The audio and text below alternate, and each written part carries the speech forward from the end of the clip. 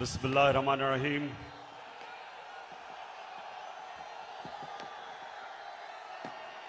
अल्लाह तेरी इबादत करते हैं, तेरे से मदद मांगते हैं।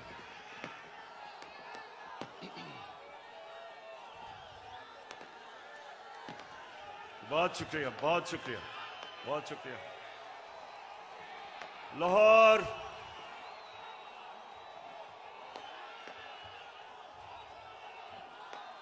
शुक्रिया, शुक्रिया।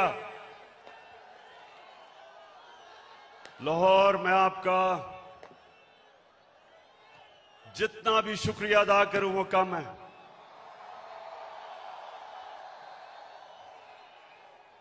मुझे पता था कि आप मुझे मायूस नहीं करेंगे।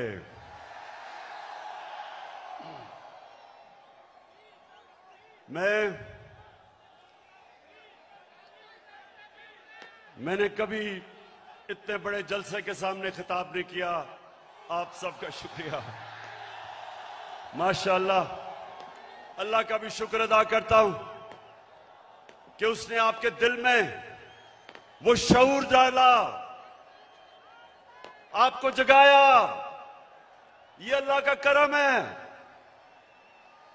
ये अल्लाह का खास करम होता है जब वो एक कौम को जगा देता है और एक इंसानों के हजूम को एक कौम बना देता है। ये अल्लाह तेरा लाख लाख शुक्र है। लाहौर में इधर पास ही मेयो हॉस्पिटल में पैदा हुआ था और मुझे बचपन से एहसास था। ये आपने आज गौर से बातें सुनी। सामने प्लीज बैठ जाएं, बैठ जाएं, आप बैठ जाएं। वो नीचे देख सकते, नीचे बैठ जाओ, बैठ जाओ, बैठ जाओ, बैठ जाएं, सामने बैठ जाएं। वो देख नहीं सकते, बैठ जाएं प्लीज। देखें, मैं पाकिस्तान के साथ बड़ा हुआ हूं। मैं बार बार लोगों को बताता हूं कि मेरे मां बाप एक गुलाम हिंदुस्तान में पैदा हुए थे और उन्होंने पाकिस्तान की तहरीक में शिरकत की थी। और बचपन से उन्होंने मुझे एक चीज बताई कि तुम खुशकिस्मत हो कि एक आजाद मुल्क में पैदा हुए हो। और मैंने जब क्रिकेट की ग्राउंडों के ऊपर अपने मुल्क का नाम ऊपर किया और हमारा पाकिस्तान आहिस्ता आहिस्ता आहिस्ता क्रिकेट की दुनिया में ऊपर जाना शुरू हुआ, तो हमें फख्र होता था कि हम वो पाकिस्तानी हैं जो एक आजाद पाकिस्तान को दुनिया में उठा रहे हैं। तो मेरे पाकिस्तानियों, लाहौर के लोगों, जो आप सब यहां हैं, जो बाहर हैं, वैसे मैंने कभी इतनी पब्लिक नहीं देखी। मैं फिर से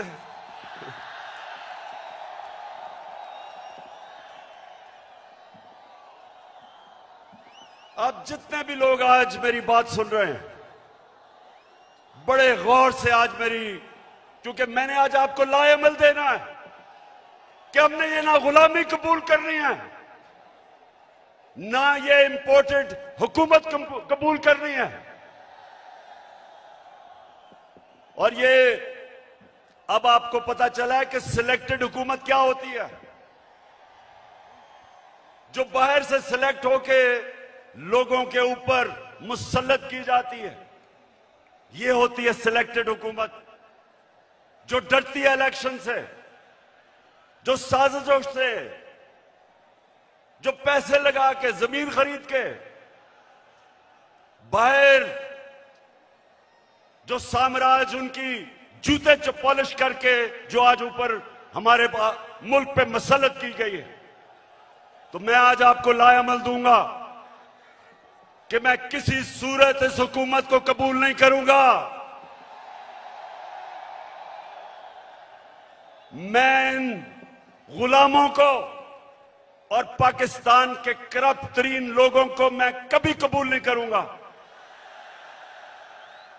और मैं अभी आपको लायामल देता हूं, लेकिन उससे पहले यह साजिश क्यों हुई? मेरे लाहौर के लोगों, जरा थोड़ा सा सब्र से सुने, यह साजिश हुई क्यों। मैं जब से वजीर आजम बना, मेरी सबसे बड़ी कोशिश यह थी कि हमारी आजाद फॉरेन पॉलिसी बने। आजाद फॉरेन पॉलिसी का मतलब यह कि हम जो भी फैसले करें अपने लोगों के मफादात के लिए करें। मैं अपने लोगों को किसी बैरूनी मुल्क की उनके मफादात के लिए कुर्बान ना करूं। मेरे फैसले मेरी कौम के लिए हों। ये वो लोग जो आदी हुए थे पाकिस्तानियों को हुक्म देते थे, धमकियां देते थे, एक ही टेलीफोन पे सारी बातें मनवा लेते थे, उनको ये चीज पसंद नहीं आई। मैंने ये भी फैसला किया जब जिस दिन मैं वजीर आजम बना कि मैं हर इंटरनेशनल फोरम में एक बात उठाऊंगा कि जो इस्लामोफोबिया और हमारे नबी सल्लल्लाहु अलैहि वसल्लम की शान में गुस्ताखी करते थे, मैंने फैसला किया था कि यूनाइटेड नेशंस में उठाऊंगा, ओआईसी में उठाऊंगा, हर फोरम पे उठाऊंगा, क्योंकि हमारे मुसलमानों को 1.5 अरब मुसलमानों को यह तकलीफ देते थे, वो भी पसंद नहीं आई, वो बाहर के लोगों को पसंद नहीं आई। और तीसरी चीज उनको क्या नहीं पसंद आई कि मैं जितनी भी फॉरेन पॉलिसी थी, चाइना से, रशिया से, मुसलमान ममालिक से, मेरी सबसे बड़ी कोशिश ये होती थी कि मेरी कौम को किसमें फायदा है। मैंने कभी भी किसी से डिक्टेशन नहीं लिया और ना मैंने कभी लेना था। हुक्म किया कि रूस क्यों चले गए, हुक्म आया बाहर से कि आप रूस क्यों गए। मैं रूस इसलिए गया,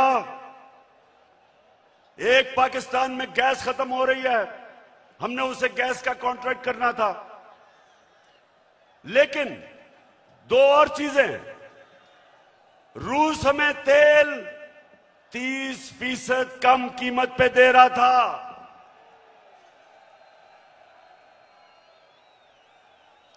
तेल 30% कम कीमत पे, इसका मतलब कि पेट्रोल और फजल रहमान को 30% कम पे हम बेच सकते थे।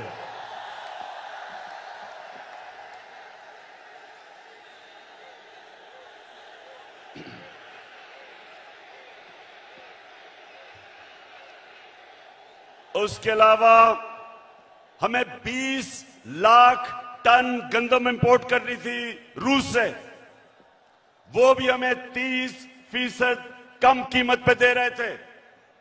मैं इसलिए गया था कि मेरे लोगों को फायदा था, मेरी आवाम को फायदा था, मैं महंगाई कम कर सकता था। और ये देखें कि हिंदुस्तान जो अमेरिका का करीबी एलाई है, स्ट्रेटेजिक एलाई है, वो तेल मंगवा रहा है रूस से। उसको अमेरिका ने कहा कि ना तेल खरीदो, उसने आगे से सीधा जवाब दिया अमेरिका को कि हम अपने लोगों के मफादात के लिए फैसले करते हैं। यानी कि हिंदुस्तान की फॉरेन पॉलिसी उनके लोगों के मफादात के लिए, और हमारी फॉरेन पॉलिसी किसी और कौम की मफादात के लिए। यह भी पसंद नहीं आई बात, चाइना से ताल्लुकात वो भी पसंद नहीं आए, तो तब बाहर से साजिश होनी शुरू हुई। लेकिन ये याद रखें कि साजिश कभी मुकम्मल नहीं हो सकती जब तक अंदर मुल्क के मीर जाफर और मीर सादिक ना बैठे हो। मीर जाफर वो गद्दार था जिसने अंग्रेजों के साथ मिलके मुसलमानों की हुकूमत, सिराजुद्दौला की हुकूमत गिराई जाती मफादात के लिए। और मीर सादिक वो था निजाम हैदराबाद के साथ मिलके, अंग्रेजों के साथ मिलके टीपू सुल्तान को इन्होंने हरवाया। यहां भी मीर सादिक और मीर जाफर बैठे हुए थे जिन्होंने बाहर की साजिश में पूरा हिस्सा लिया।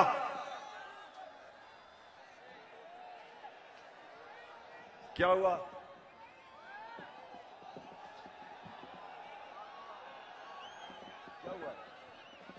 अच्छा सुना जरा, हो जाएगा ठीक। तो ये साजिश बाहर से हुई, अंदर मीर जाफर और मीर सादिक बैठे थे, अंदर थ्री स्टूजेस बैठे हुए थे, इन्होंने इनके साथ मिले। और भी इसके अंदर लोग मुलव्वस थे। और तारीख इन सारों को किसी को माफ नहीं करेगी जिन्होंने मिलके एक हुकूमत को कब गिराया। मेरे पाकिस्तानियों ये सुने, हमारी हुकूमत को तब गिराया जब हमारी हुकूमत की, और मैं चैलेंज करता हूं, सबसे बेहतरीन पाकिस्तान की परफॉर्मेंस तहरीक इंसाफ की हुकूमत की थी। हमारी इकोनॉमी सही तरफ जा रही थी, 5.6% पे हमारी इकोनॉमी बढ़ रही थी। ना नून लीग ने इसका कभी मुकाबला किया, ना पीपल्स पार्टी ने किया। हमारी एक्सपोर्ट्स रिकॉर्ड पे थी। कभी पाकिस्तान की तारीख में 32 अरब डॉलर की एक्सपोर्ट्स नहीं हुई। कभी पाकिस्तान में इतने बाहर से डॉलर्स नहीं आए। 31 अरब डॉलर रेमिटेंसेस बैरून मुल्क पाकिस्तानियों ने हमें भेजी। 31 अरब डॉलर। हम जब हुकूमत में आए थे 19 अरब डॉलर थी। और पाकिस्तान की तारीख में सबसे ज्यादा पैसा हमने इकट्ठा किया टैक्स में, 6000 अरब डॉलर से ऊपर। यह भी पाकिस्तान की तारीख का रिकॉर्ड था। हमने सबसे सारे बर्रे सगीर में जिस मुल्क में सबसे कम बेरोजगारी थी वो पाकिस्तान था। सबको पीछे छोड़ गए हम। और ये कब? जब कोरोना वायरस ने दुनिया में तबाही मचाई हुई थी।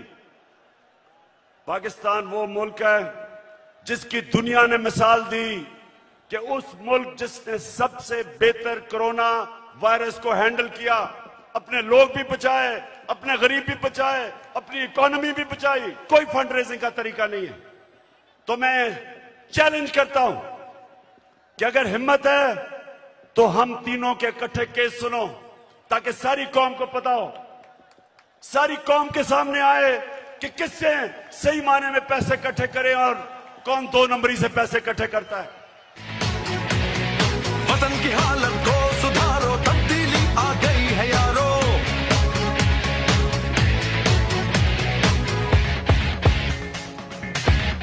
तब्दीली ना नहीं रही, तब्दीली आ गई।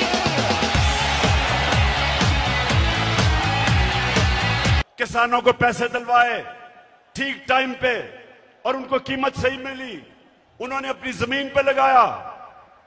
और पाकिस्तान की तारीख में 5 फसलों में की तारीख में सबसे ज्यादा पैदावार पाकिस्तान की तारीख में एक पिछले साल हमने किया। गंदम की रिकॉर्ड पैदावार, गन्ने की रिकॉर्ड पैदावार, मकई की रिकॉर्ड पैदावार, आलू की रिकॉर्ड पैदावार, चावल की रिकॉर्ड पैदावार, यह हमारे दौर में हुआ।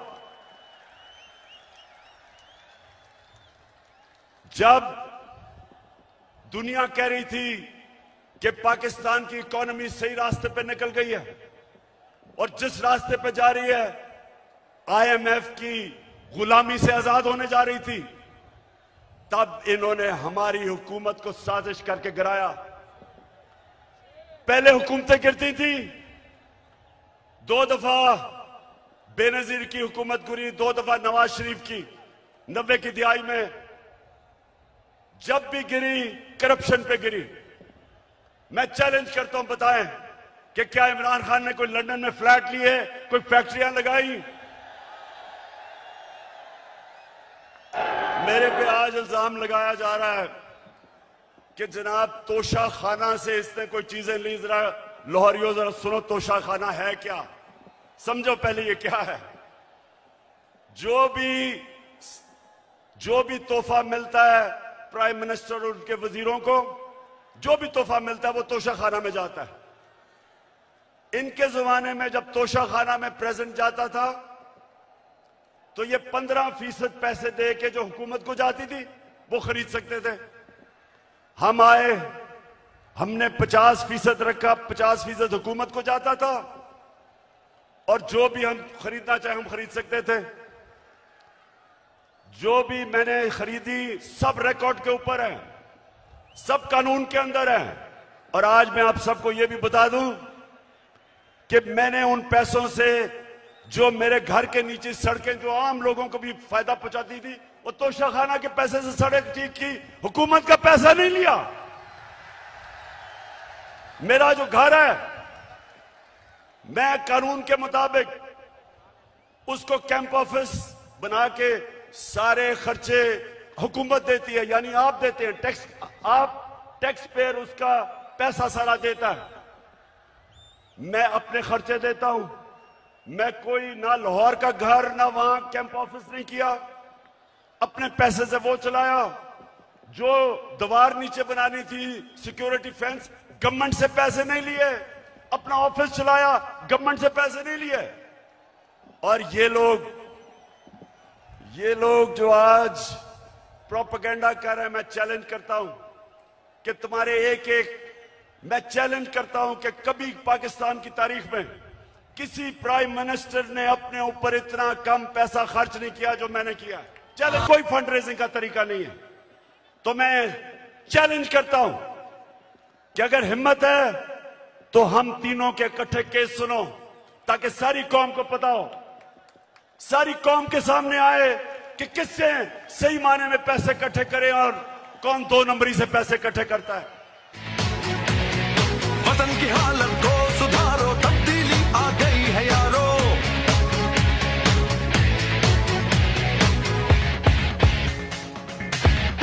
तब्दीली आ नहीं रही, तब्दीली आ गई है।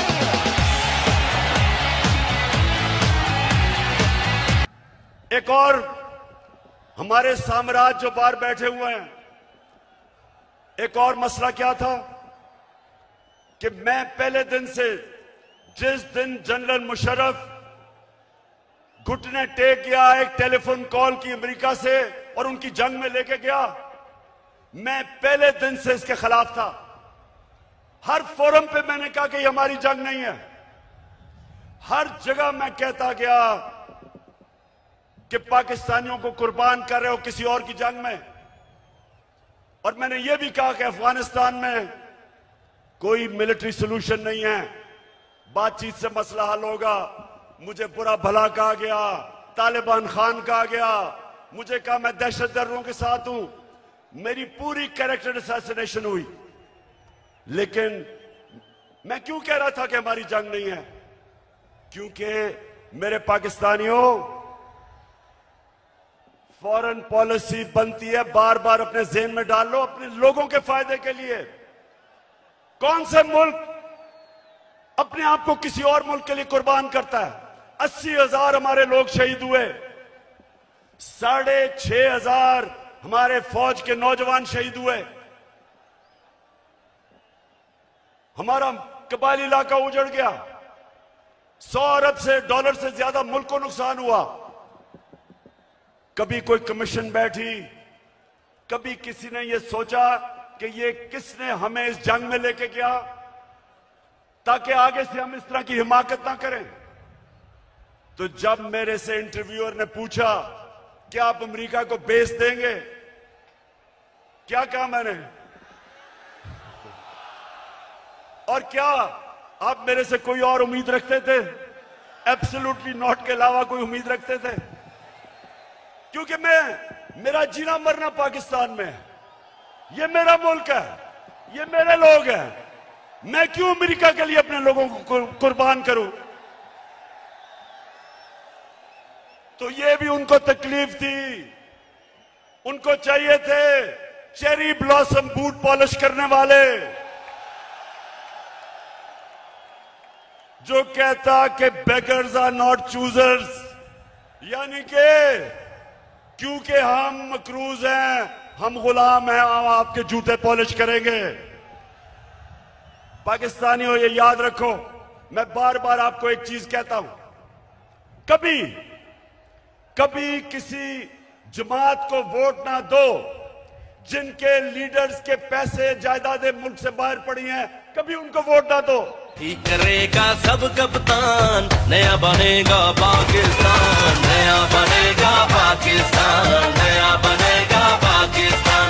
डट के खड़ा है अब इमरान, नया बनेगा पाकिस्तान। डट के खड़ा है अब इमरान, ठीक करेगा सब कप्तान।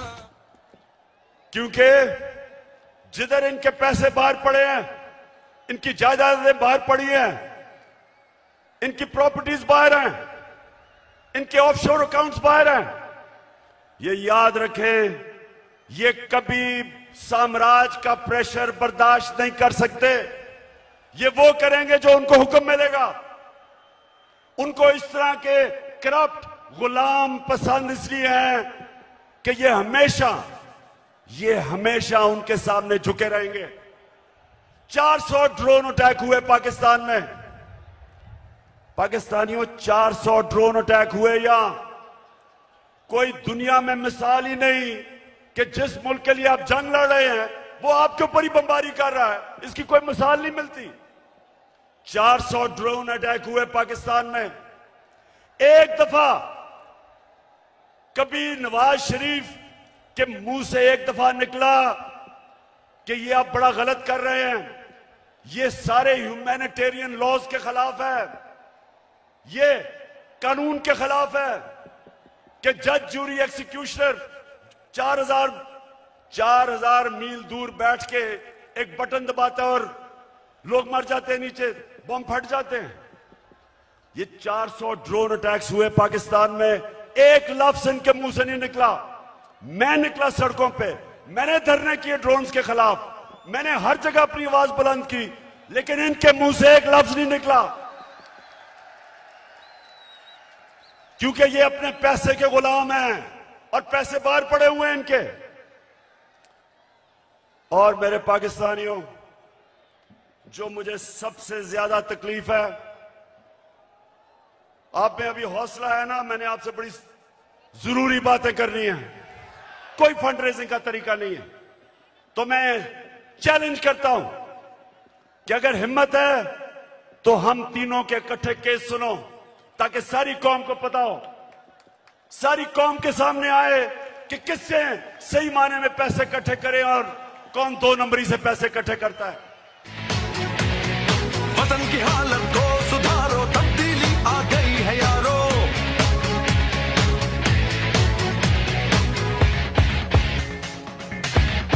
तब्दीली आ नहीं रही, तब्दीली आ गई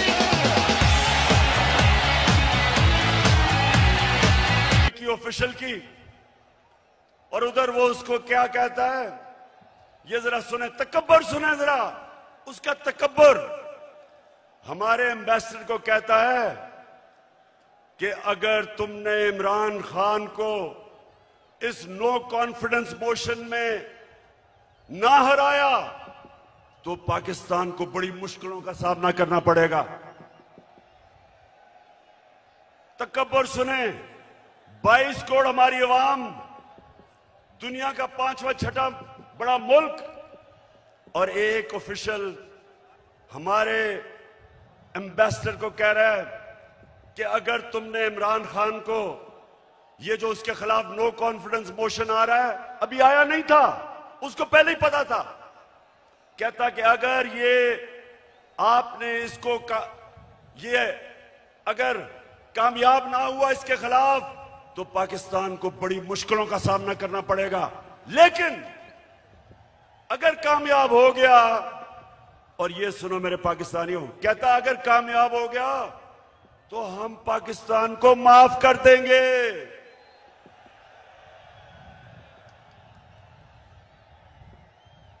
हमने क्या जुर्म किया कि वो हमें माफ कर देगा?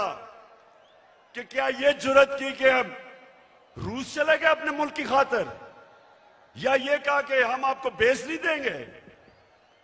तो मेरे लाहौर के लोगों, ये याद रखो कि उनको ये किधर से गलत आदतें पड़ी। हिंदुस्तान को क्यों नहीं ये कहते? इनकी जुर्रत है हिंदुस्तान के प्राइम मिनिस्टर को वहां, अच्छा प्राइम मिनिस्टर मैं हूं, ये सुना जरा, चीफ एग्जीक्यूटिव पाकिस्तान का मैं हूं, और मैसेज किसको दे रहे हैं? किसको कह रहे हैं किसको हटा दो? बताएं किसको कह रहे हैं? प्राइम मिनिस्टर तो मैं था। तो मेरे पाकिस्तानियों जरा गौर से सुने, ये साजिश फिर क्या होता है? एकदम अगले दिन अदम एतमाद की वो आती है तहरीक, वो आप टेबल करते हैं असेंबली में, और हमारे जनाब 20 लोगों को वहां सिंध हाउस में जाना शुरू हो जाते हैं, उनकी बोली लग जाती है, 20-20 करोड़ में उनके जमीर बिकने शुरू हो जाते हैं।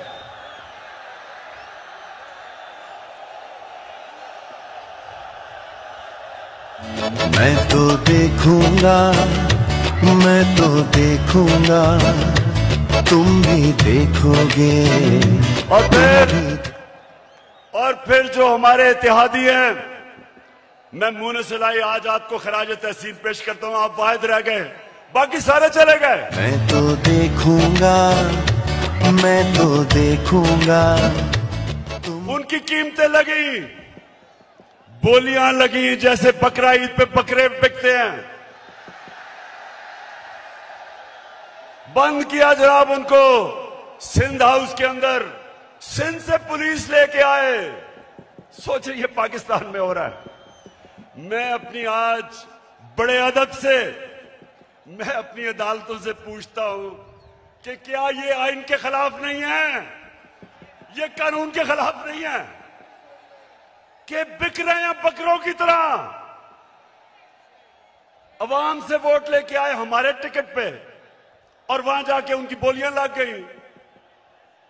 यानी ये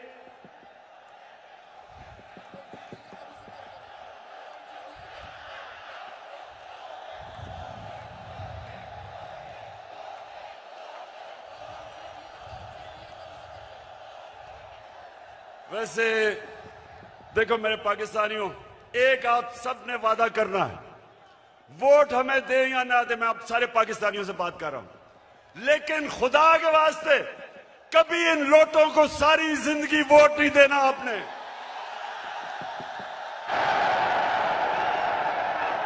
जमीर फरोशों को, जिनका ना कोई दीन है ना ईमान है, ना उनमें शर्म है, कि सारी जिंदगी उनके बच्चों के ऊपर धब्बा लगेगा कि ये हैं वो लोग जिन्होंने अपने आप को बेचा, अपने जमीरों को बेचा। सारी जिंदगी के लिए इनके ऊपर एक मोहर लगे कि कभी ये सियासत के पास ना आए।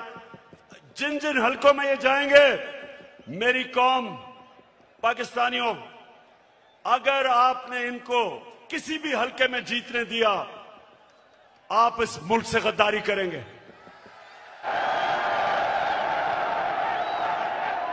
और फिर जो होता है वो तारीख का हिस्सा है। अदालतें भी 12 बजे खुल जाती हैं।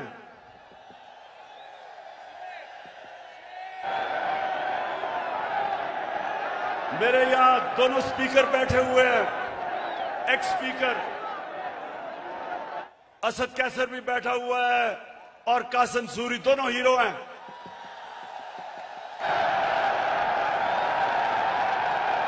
हम सारा वक्त, हमारे आइन में ट्राइकोटमी ऑफ पावर की बात थी।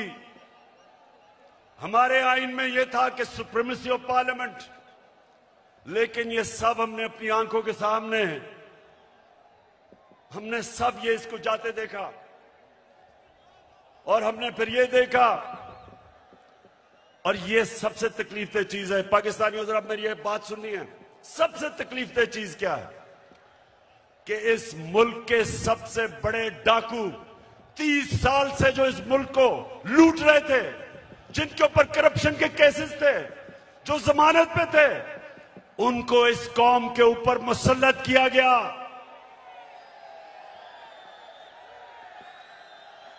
पाकिस्तानियों, मैं मेरे से बेहतर शायद कोई भी पाकिस्तान की सियासत में ना अमेरिकनों को जानता है, ना यूरोपियंस को जानता है जो मैं जानता हूं। कोई नहीं मेरे से बेहतर जानता। उनके अपने मुल्कों में ये कोई तस्वर भी नहीं कर सकता, कोई सोच भी नहीं सकता कि एक आदमी जमानत पे हो, उसको पार्लियामेंट तो दूर की बात है, उसको चपड़ासी भी बना दे, या उन्होंने हमारा प्राइम मिनिस्टर बना दिया और उसके बेटे को, जो सारा लाहौर जानता है कि हर एक एक चीज के ऊपर रिश्वत लेता था, उसको चीफ मिनिस्टर का कैंडिडेट बना दिया। मैं ये सोचता हूं, आज मेरे पाकिस्तानियों सुनो जरा, मैं ये सोचता हूं क्योंकि मैं उन माशरों को बड़ी अच्छी तरह जानता हूं कि वो हमें कितनी हकारत से देखते हैं, हमें वो क्या समझते हैं कि चोरों के हमारे ऊपर मुसल्लत कर दिया। खुद सोचो, 20 साल ये जो आज बैठे हुए हैं, ये एक दूसरे को चोर कहते रहे हैं। क्या ये चेरी ब्लॉसम ने नहीं कहा था कि मैं आसिफ जरदारी का पेट फाड़ के पैसा निकालूंगा? ये क्या लोगों को बेवकूफ समझते हैं? क्या नवाज शरीफ ने 2 दफा आसिफ जरदारी को जेल में करप्शन पे नहीं डाला था? और क्या आसिफ जरदारी ने हुदैबा पेपर मिल का अरबों रुपए का केस नवाज शरीफ और शहबाज शरीफ पर नहीं किया था? और क्या ये दोनों मिलके फजल रहमान को डीजल नहीं कहते थे?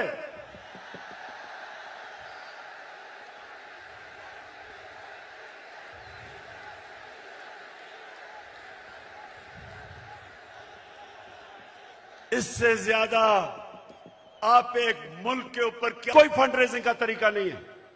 तो मैं चैलेंज करता हूं कि अगर हिम्मत है तो हम तीनों के इकट्ठे केस सुनो, ताकि सारी कौम को पता हो, सारी कौम के सामने आए कि किससे सही मायने में पैसे इकट्ठे करें और कौन 2 नंबरी से पैसे इकट्ठे करता है। वतन की हालत को सुधारो, तब्दीली आ गई है यारो।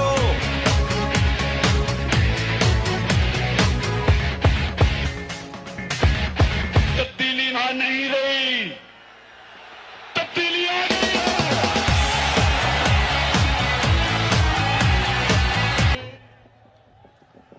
पाकिस्तानियों, अब ये जरा मेरी बात सुना। ये इतना बड़ा इस मुल्क पे जुल्म किया इन्होंने कि आपको अंदाजा नहीं कि ये जो हमारे माशरे को करेगा, एटम बॉम्ब भी नहीं कर सकता। मेरे नबी सल्लल्लाहु अलैहि वसल्लम ने तकरीबन 1500 साल पहले कहा था, ये सुने मेरी बात खामोशी से, ये बहुत जरूरी आपके लिए समझना है कि क्यों पाकिस्तान एक अजीम कौम नहीं बन सका। 1500 साल पहले उन्होंने कहा था, मेरे पाकिस्तानियों, 1500 साल पहले उन्होंने कहा था कि वो कौमें बर्बाद हो जाती हैं जो छोटे चोरों को पकड़ के जेल में डालती हैं और बड़े डाकुओं को उनका निजाम पकड़ नहीं सकता। ये है आपके सामने। अब इससे बड़ी मिसाल क्या है कि 40 अरब रुपया शहबाज शरीफ और उसके बेटों के ऊपर 40 अरब रुपए के एफआईए में और नैब में केसेस हैं। एफआईए के 16 अरब रुपए इसके नौकरों के नाम पे एफआईए ने पकड़े हैं और इस आदमी को प्राइम मिनिस्टर बना दिया।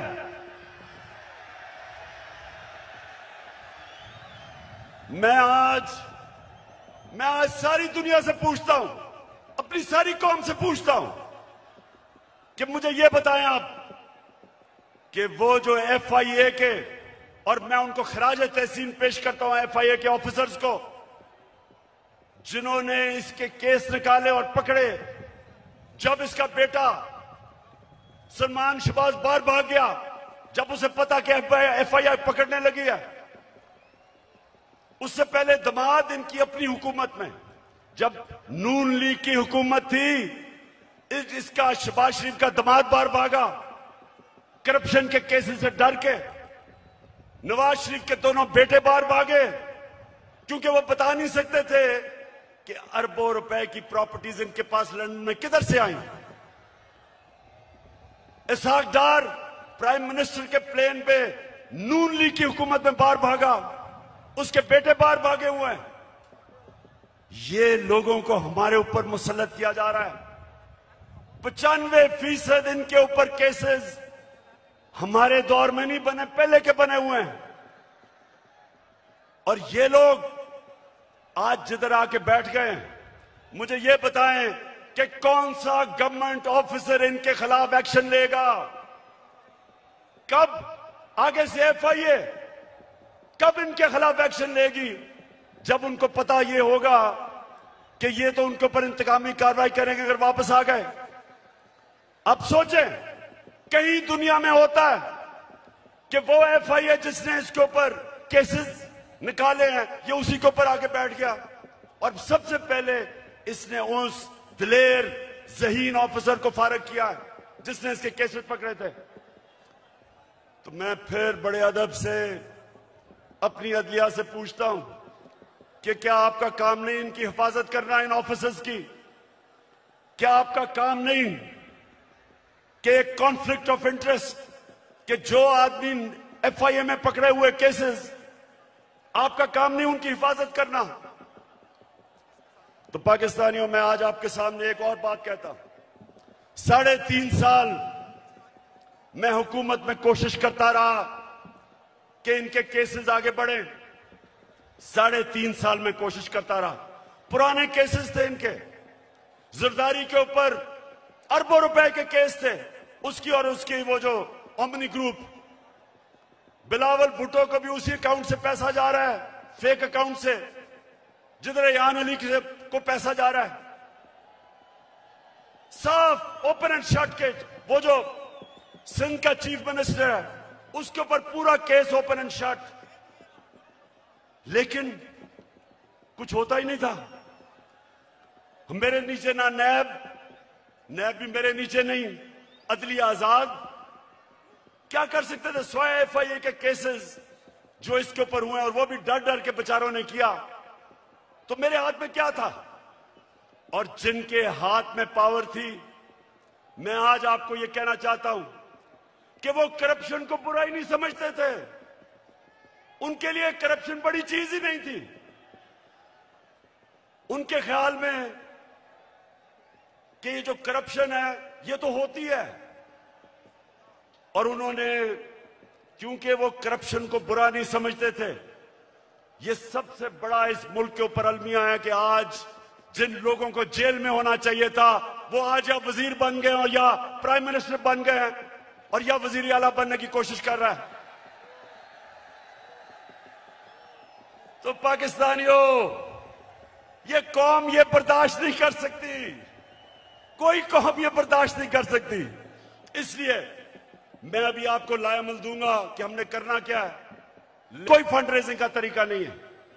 तो मैं चैलेंज करता हूं कि अगर हिम्मत है तो हम तीनों के इकट्ठे केस सुनो, ताकि सारी कौम को पता हो, सारी कौम के सामने आए कि किससे सही माने में पैसे इकट्ठे करें और कौन 2 नंबरी से पैसे इकट्ठे करता है। वतन की हालत को सुधारो, तब्दीली आ गई है यारो।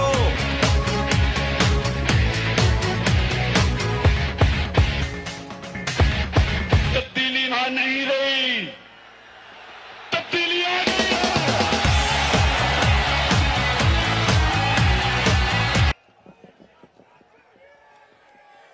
पाकिस्तानियों, लाहौर के मेरे बाशऊर शहरियों, पहले बताएं आप तैयार होंगे जो मैं आपको बाद में बताने लगा हूं मेरे साथ इंशाअल्लाह। अच्छा, अब मैं आपको जिस चीज की मुझे और बहुत तकलीफ है कि वो केसेस जो भी ताकतवर है यहां, उनको हमारा इंसाफ का निजाम कानून के नीचे ला ही नहीं सकता। अब ये सोचें कि जब हमारे नबी सल्लल्लाहु अलैहि वसल्लम ने कहा था कि कौम तबाह हो जाती जब ताकतवर को नहीं पकड़ती, डाकू को और सिर्फ छोटे चोरों को पकड़ती है, उनकी सोचें, उनकी हिकमत, यानी उनमें अल्लाह ने उनको सबसे दुनिया का अजीम आदमी किसी वजह से बनाया था और हमें हुक्म किया था कि उनकी सुन्नत पे चलो। देखें, छोटा चोर भैंस चोरी कर लेगा, मोटरसाइकिल चोरी कर लेगा, ज्यादा से ज्यादा गाड़ी चोरी कर लेगा, कितना पैसा बना लेगा। लेकिन जब बड़ा डाकू चोरी करता है, अरबों रुपए की चोरी करता है, अब वो बिस्तर के नीचे नहीं वो पैसा रख सकता, वो बैंक में नहीं डाल सकता क्योंकि पकड़ा जाएगा। लिहाजा वो पैसा मुल्क से बाहर भेजता है, दुगना नुकसान करता है, चोरी भी बड़ी करता है। और जब वो पैसा मुल्क से बाहर भेजता है, जिसको मनी लॉन्ड्रिंग कहते हैं, तो वो डॉलर खरीद के भेजता है। जब वो डॉलर खरीदता है, डॉलर के ऊपर प्रेशर पड़ता है, रुपए की कीमत गिरती है। जब रुपया गिरता है, महंगाई आती है, गुर्बत बढ़ती है। आज ये हाल है कि यूनाइटेड नेशंस के सेक्रेटरी जनरल ने एक कमेटी बनाई है जिसको कहते हैं फैक्ट टाइप पैनल। उस पैनल को उसने कहा इन्वेस्टिगेट करो कि क्या वजह है कि गरीब मुल्क गरीब हो रहे हैं और अमीर मुल्क अमीर हो रहे हैं। आपको पता है उस पैनल ने क्या, उसने जब इन्वेस्टिगेट किया तो क्या चीज सामने आई कि हर साल, पाकिस्तानियों इधर और से सुनो, हम IMF से हम सिर्फ 6 अरब रुपए के कर्जा जब लेते हैं तो हमें उनकी हर बात माननी पड़ती है। हमें मुल्क के ऊपर एक जंजीर डाल जाती है गले में, 6 अरब डॉलर पे। तो हर साल गरीब मुल्कों से जो पैसा जाता है अमीर मुल्कों में, ऑफशोर अकाउंट्स में, लंदन फ्लैट्स में, वो 1700 अरब डॉलर है। 1700 अरब डॉलर हर साल गरीब मुल्कों से चोरी होकर अमीर मुल्कों में जाता है। हमारे मुल्क से अंदाजा लगाया जाता है 15 अरब डॉलर हर साल बाहर जाता है चोरी करके। और वो कौन करता है? वो भैंस चोर या मोटरसाइकिल चोर नहीं करता, वो ये बड़े बड़े डाकू जो आज ऊपर मुसल्लत कर दिए हैं, ये चोरी करके पैसा बाहर भेजते हैं। और इसलिए मेरे पाकिस्तानियों, इनका मुकाबला करना है हमने।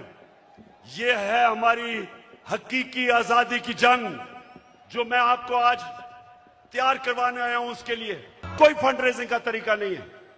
तो मैं चैलेंज करता हूं कि अगर हिम्मत है तो हम तीनों के इकट्ठे केस सुनो, ताकि सारी कौम को पता हो, सारी कौम के सामने आए कि किससे सही माने में पैसे इकट्ठे करें और कौन 2 नंबरी से पैसे इकट्ठे करता है। वतन की हालत को सुधारो, तब्दीली आ गई है यारो।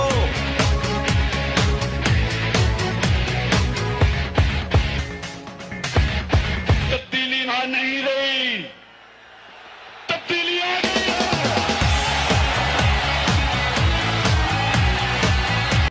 ये मैंने सुना है कि ये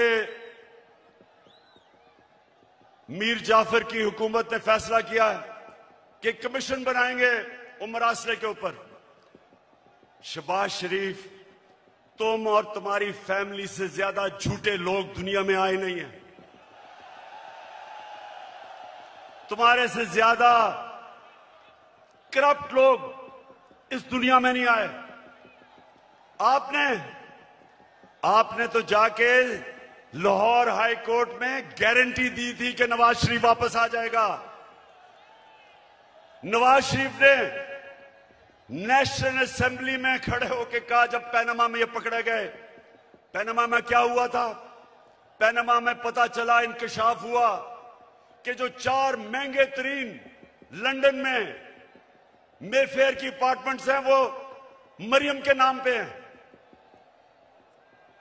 तो जब पैनामा में यह इंकशाफ हुआ तो नवाज शरीफ ने असेंबली में जाके कहा कि ये है वो दस्तावेज जो साबित करते हैं कि ये लीगल खरीदे गए हैं। वो सारे दस्तावेज जाली निकले। फिर सुप्रीम कोर्ट में कहा, कहता कतरी खत आ गया। वो कतरी खत कहता है कि हमने कैसे अपार्टमेंट लिए, वो भी जाली निकला। फिर मरियम ने सुप्रीम कोर्ट में कहा, एक ट्रस्ट डीड उसने दिखाई। अब ट्रस्ट डीड क्या कहती है? उन्होंने कहा जी ये मेरे भाइयों के मेरे बीच में ये ट्रस्ट डीड थी। पता चला कि वो जिस कैलिब्री फॉन्ट से लिखी गई थी वो उस 2006 में आई नहीं थी। नकल में भी अकल चाहिए। और फिर इनके लाहौर में जो इन्होंने लूट मार की एलडीए में, हर थोड़ी देर के बाद आग लगती है और उनके रिकॉर्ड जल जाते हैं। तो तुम्हारा ख्याल है शहबाज शरीफ कि हम तुम्हारी कोई कमीशन मानेंगे? हम सिर्फ एक कमीशन मानेंगे, सुप्रीम कोर्ट के अंदर ओपन हेयरिंग हो। जिस तरह धांधली के ऊपर कमीशन बनी थी, ओपन हेयरिंग हो, मीडिया के सामने हो, ताकि सबको पता हो कि कितनी बड़ी साजिश हुई है पाकिस्तान से। और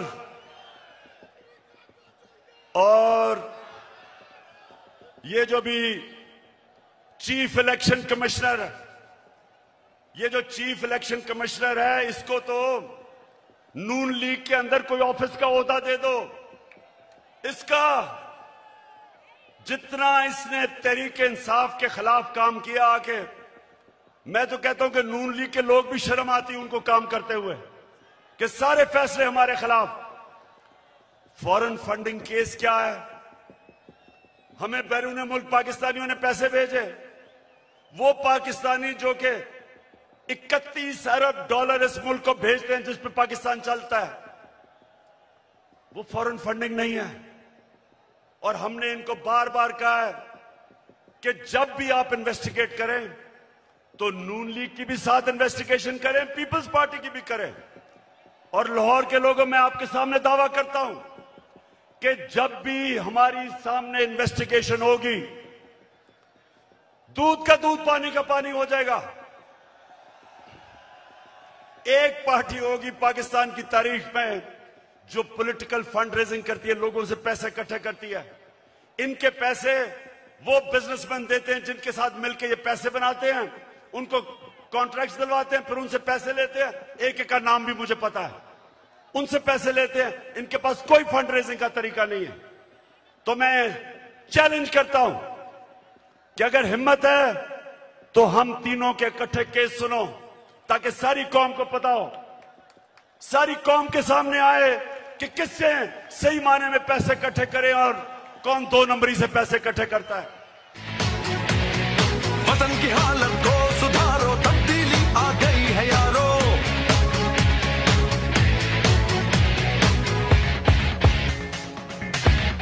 तब्दीली आ नहीं रही, तब्दीली आ गई है।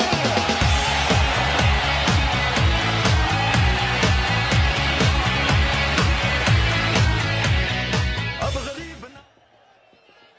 वैसे मैं सोचता हूं ये नून लीग की और पीपल्स पार्टी के लोगों को, मैं सोचता हूं और वो डीजल वाले के लोगों को भी, कि मुझे ये बताएं कि कोई आपको शर्म नहीं आती कि वहां जरदारी फैमिली के अलावा कोई नहीं आता ऊपर, यहां शरीफ फैमिली के अलावा कोई नहीं आता, उधर फजल रहमान के बेटों के अलावा कोई नहीं आता। कोई आपको शर्म नहीं आती कि किसी में सलाहियत नहीं ऊपर आने की? हमारी पार्टी में क्यों नहीं है?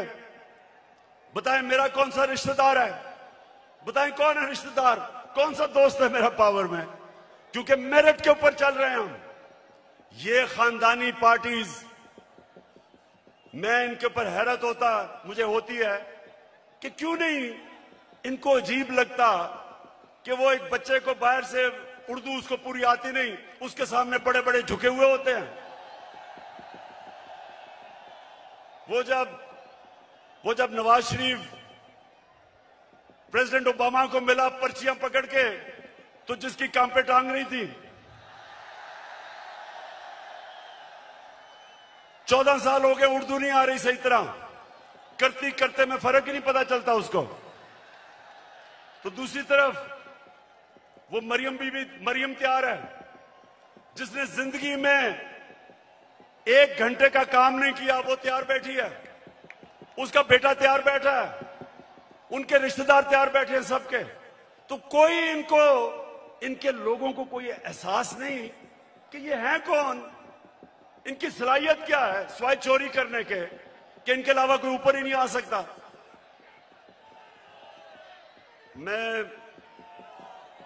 अब मैं आपसे आखिर में, अब जो मैं बात करने आया था, आप सबको यहां इकट्ठा किया, उस पर मैं आने लगा हूं। तो मैं सबसे पहले पाकिस्तानियों, अब आपने थोड़ी सी जरा तहम्मुल से मेरी बात सुननी है, क्योंकि इसके लिए मैंने आज आपको बुलाया है। देखिए पाकिस्तानियों,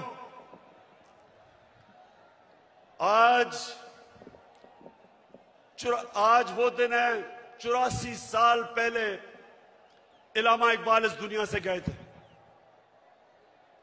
सामने उनका मजार है, और वो एक ऐसा इंसान था, शायद ही कोई ऐसा ज़ेन 500 साल में मुसलमान दुनिया में आया हो। और इलामा इकबाल की जो पूरी कोशिश थी कि एक गुलाम कौम को उठाए, जिंदा करे गुलाम कौम को,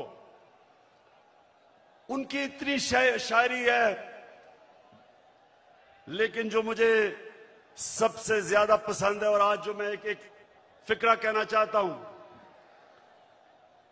कि उस रिस्क से मौत अच्छी है जिस रिस्क से परवाज में आती है कोताही।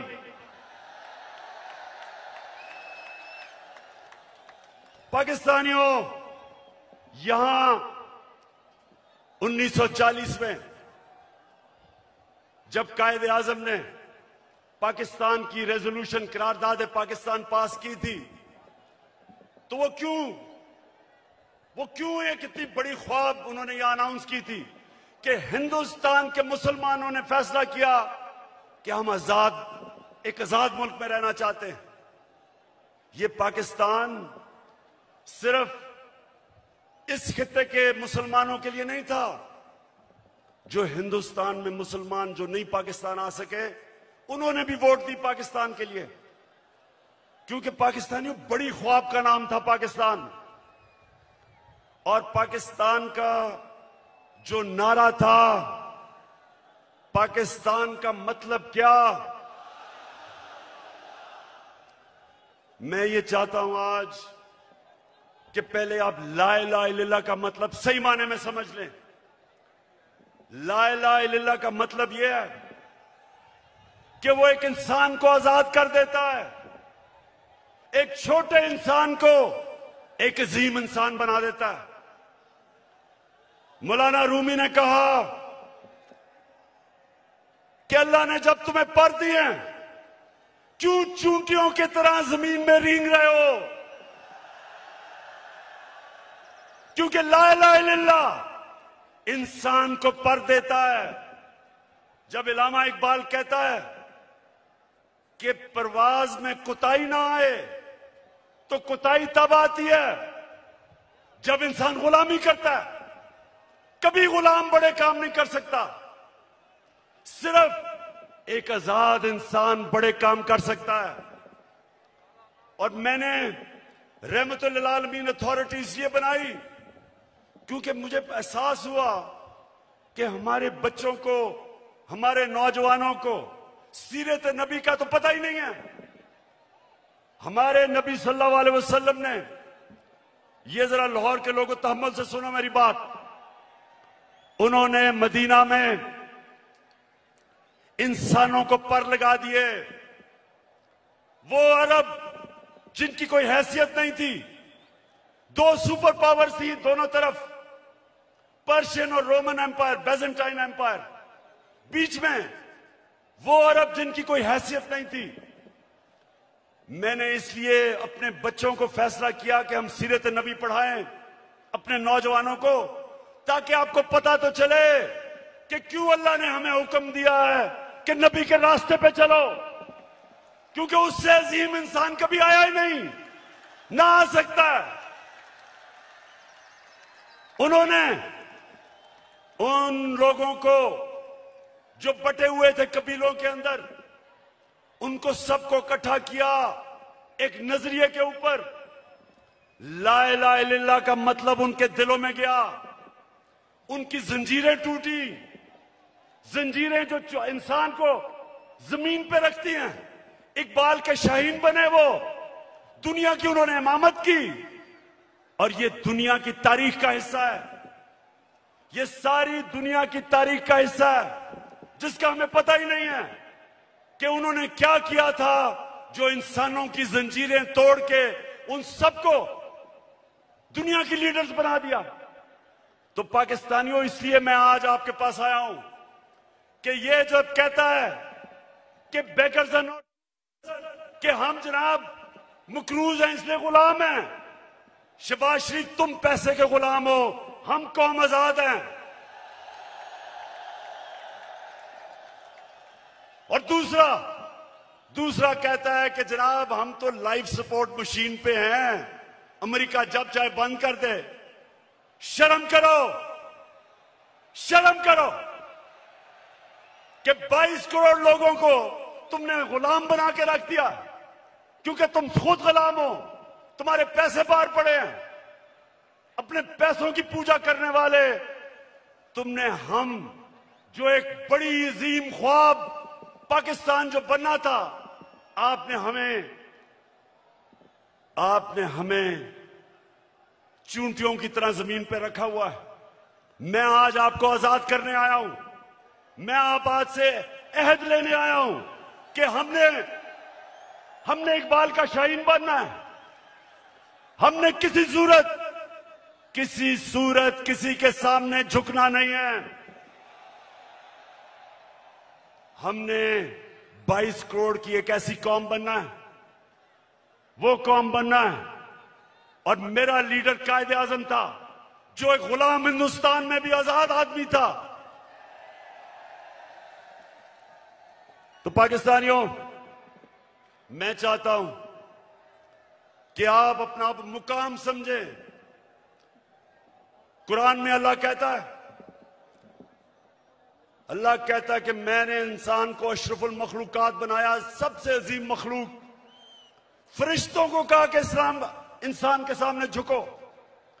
शैतान को उन्होंने जन्नत से निकाला एक वजह से, इबादत तो वो सबसे ज्यादा करता था अल्लाह की, क्योंकि उसमें तकब्बर था, कहता मैं इंसान के सामने नहीं झुकता। और अल्लाह ने उसे कहा कि तुम्हें भी अंदाजा नहीं कि मैंने इसको क्या सलाहियतें दी हैं। और कुरान में फिर ये भी है, जब इंसान ऊपर जाता है तो फरिश्तों के उससे ऊपर चला जाता है, लेकिन जब वो गिरता है जानवरों से नीचे गिर जाता है। हमारे ऊपर है, हम ऊपर जाना चाहते हैं या जमीन पर रेंगना चाहते हैं। पाकिस्तानियों, आप एक दफा फैसला कर लें। जब आप फैसला करेंगे कि हम किसी सूरत स्वाय अल्लाह के किसी के सामने नहीं झुकेंगे, आपकी परवाज ऊपर चली जाएगी। जिस दिन ला इलाहा इल्लल्लाह का मतलब आप समझ गए, आपकी जंजीरें टूट जाएंगी। ये जो गुलामी की जंजीरों में हमें डालना चाहते हैं, टूट जाएंगी। अब सब उठ जाएंगे। 22 करोड़ लोग हैं, बाहर पाकिस्तानी बैठे हैं, हर किस्म की सलाहियत रखते हैं, लेकिन ये चोर और डाकू, पैसे के गुलाम, अगर ये आपके ऊपर बैठे रहे ये मुल्क कभी आगे नहीं बढ़ेगा बल्कि नीचे जाएगा।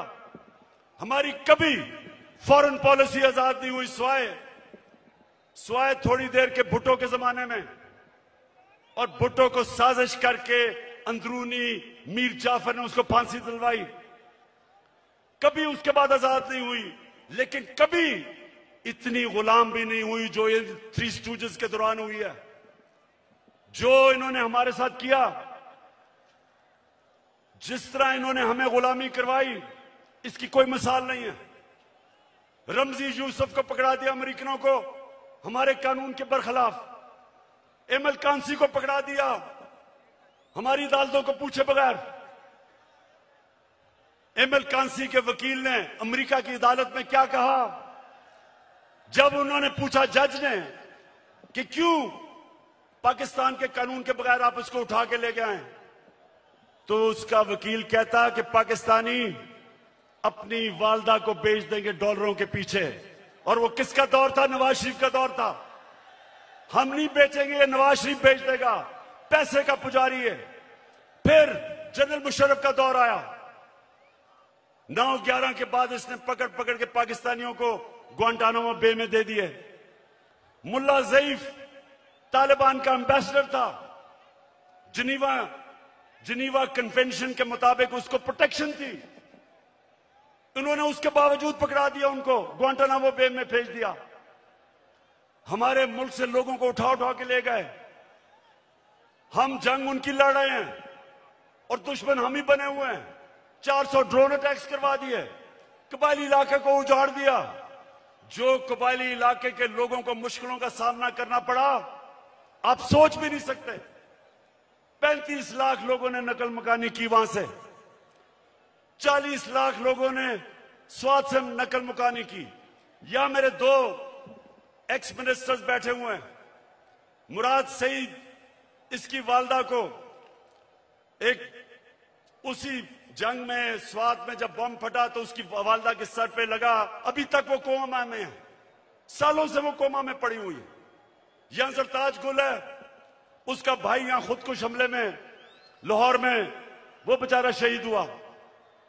मेरे मां और वालिद की दोनों तरफ से एक जनरल बिलाल शहीद हुए वालदा की तरफ से, और न्याजी हमारे मियां वाली से शहीद हुए।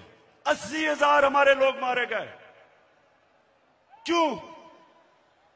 पाकिस्तान की जंग से क्या ताल्लुक था? क्योंकि गुलाम बैठे हुए थे। हमें कुर्बान किया गया किसी की खातिर और हमें दुनिया में जिल्लत मिली। उसामा बिन लादेन को पाकिस्तान में आके इन्होंने खत्म किया। कोई 3 दिन कोई बोला नहीं। प्रेसिडेंट ओबामा अपनी किताब में लिखता है कि मुझे बड़ा खौफ था कि मैं सदर जरदारी को जब टेलीफोन करूंगा वो बड़ी मुजम्मत करेगा कि तुमने हमारे मुल्क में आके ये किया क्या। कहता जब 3 दिन के बाद मैंने जरदारी को टेलीफोन किया तो कहता मुझे मुबारक देनी शुरू कर दी उसने।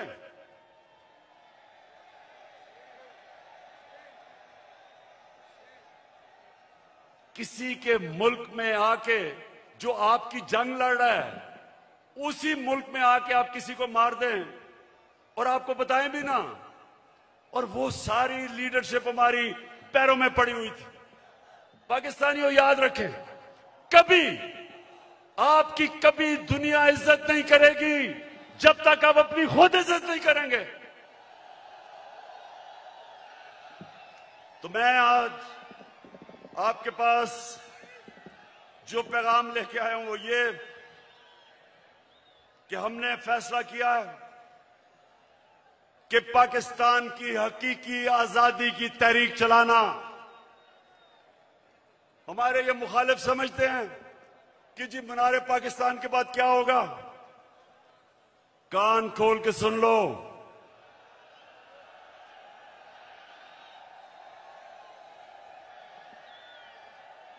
कान खोल के सुन लो कि असल पार्टी तो अब शुरू हुई है।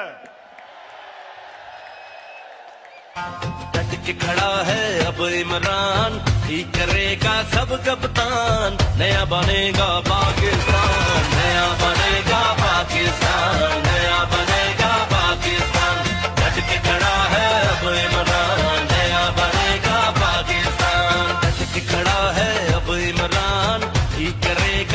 कप्तान, नया बनेगा पाकिस्तान, नया बनेगा पाकिस्तान, नया बनेगा पाकिस्तान। हमने सारे पाकिस्तान, ये मैं तहरीक इंसाफ को कॉल नहीं दे रहा, मैं अपने सारे पाकिस्तानियों को कॉल दे रहा हूं, बल्कि मैं नून लीग और पीपल्स पार्टी के लोगों को जो इस मुल्क में आजादी चाहते हैं, जिनको पता नहीं कि कितनी बड़ी साजिश हुई है, मैं उनको भी आज पैगाम दे रहा हूं कि आपने सबने तैयारी करनी है। गली गली, मोहल्ले मोहल्ले, शहरों में, गांव में आपने सबने तैयारी करनी है, आज से शुरू करनी है।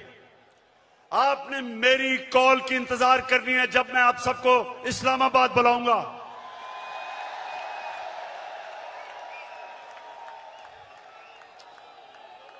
मैं आज ये वाज़ेह कर दूं कि मैं किसी किस्म का तसादुम नहीं चाहता। ये मेरा मुल्क है, मेरे कोई इस मुल्क के बाहर जाने की जगह नहीं। ये तो जब भी थोड़ी मुश्किल आती है बाहर भाग जाते हैं, ऐसे लगता है कि ये बर्तानिया की क्वीन को इनके रिश्तेदार है, सारे वहीं भाग जाते हैं। वो इसहाक डार, वो यहीं इधर ही पुराने शहर में उसका बाप की साइकिलों की दुकान थी, बड़ा मेहनत का आदमी था, लेकिन आजकल उनको जरा देखें, लगता है वो कोई बर्तानिया का लॉर्ड था। तो ये वो लोग हैं, ये वो लोग हैं जब मुश्किल पड़ती है बाहर भाग जाते हैं। हमारा मेरा जीना मरना पाकिस्तान है। किसी किस्म का मैं तसादुम नहीं चाहता अपने मुल्क में। हमारी फौज है, हमारी पुलिस है, और फौज का भी मैं ये कह दूं कि अगर हमारे पास एक ताकतवर फौज ना होती तो आज पाकिस्तान के 3 टुकड़े हुए होते। हमारे जो दुश्मन हैं वो सिर्फ इसलिए कामयाब नहीं हुए कि माशाअल्लाह हमारी कौम अपनी फौज के साथ खड़ी है। हमारी फौज ने एक गलत फैसला मुशर्रफ ने किया, गलत फैसला उसने किया, लेकिन हमारी फौज ने जिस तरह की कुर्बानियां दी, वो कुर्बानियां ना देते तो आज पाकिस्तान का भी वो जो शाम और इराक का हाल है वो होता। तो हम आज दाद देते हैं अपनी फौज को, अपनी पुलिस को। हम चाहते हैं कि हमारी पुलिस भी एक मजबूत पुलिस फोर्स बने। हम कोई किसी किस्म की इस मुल्क को नुकसान नहीं पहुंचाना चाहते, लेकिन हम किसी सूरत इस इंपोर्टेड हुकूमत को तस्लीम नहीं करेंगे। जो भी हो, ये जब समझते हैं कि ये तहरीक खत्म हो जाएगी, तहरीक अभी जोर पकड़ेगी। मैंने अपनी सारी पार्टी के बड़े बड़े सीनियर्स को कहा है कि इन्होंने निकल जाना है सारे पाकिस्तान में। आपने जाके लोगों को तैयार करना है, अपनी हकीकी आजादी की तहरीक में सबको शामिल करना है। आपने अपने इलाकों से निकल के और सीनियर लीडरशिप ने पाकिस्तान के उन इलाकों में जाना है ताकि लोग तैयार हों, मेरी कॉल की इंतजार करें। और मैं सिर्फ एक चीज चाहता हूं, कोई और चीज नहीं चाहता। मैं चाहता हूं कि जल्दी से जल्दी इलेक्शन अनाउंस किए जाएं। हम एक जमहूरी पार्टी हैं, हम जमहूरियत चाहते हैं, लेकिन हम कभी भी इस सिलेक्टेड इंपोर्टेड हुकूमत को कभी तस्लीम नहीं करेंगे। एक ही तरीका है, जिनसे भी गलती हो गई, एक ही तरीका है गलती ठीक करने का, फौरी इलेक्शन करवाओ।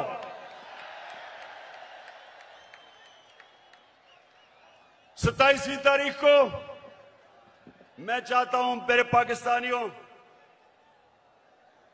27वीं तारीख को शबे दुआ की रात हम बनाएं, अल्लाह से दुआ करें कि हमारी हकीकी आजादी की तहरीक को कामयाब करे अल्लाह।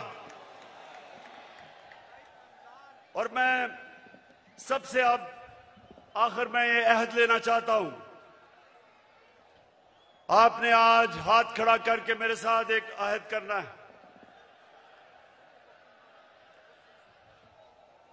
कि आपने मेरे बाद रिपीट करना है। मैं जो आपको कहूंगा रिपीट करना है। क्या हम सब आज अहद करते हैं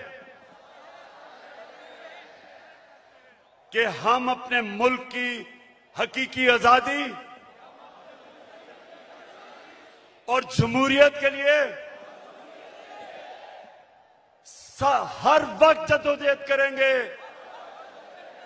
तब तक जद्दोजहद करेंगे जब तक इलेक्शन अनाउंस नहीं होते।